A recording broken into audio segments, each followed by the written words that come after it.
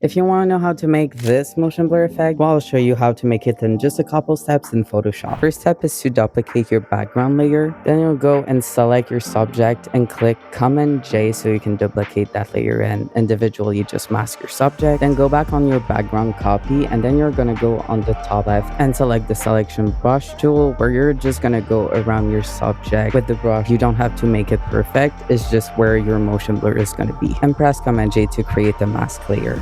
In your top toolbar, you'll select Filter, then Blur Gallery, and Path Blur. You'll have a window pop up, and then you'll see an arrow on your screen. So what you're going to do is just select the direction of your blur, and then adjust the speed. So you're going to be wanting to put a higher speed just so you can see the motion blur effect. If you want your motion blur to have a bit of a curve, you can tick Edit Blur Shapes, and then just play around with the arrow so you can have like a little bit of a curve. Once you're done, you'll press OK, and then they'll take you back to your main Photoshop page. So you'll have your layer with the blur, and then you can change the blend mode. So you can use lighten, screen, soft light. You can play around with different blend modes.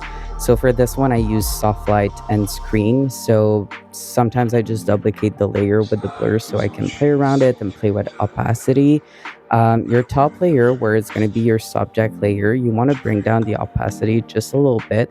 But the reason why you duplicated your subject is because you don't want the subject to be all blurry. So that's why we did this, but you still want to blend it with everything else. So now you just have to play around a little bit, add some curve adjustments, and you're pretty much done. So that's how you do the motion blur effect. If you want more tutorials, let me know in the comment. Thank you for watching, and until next time.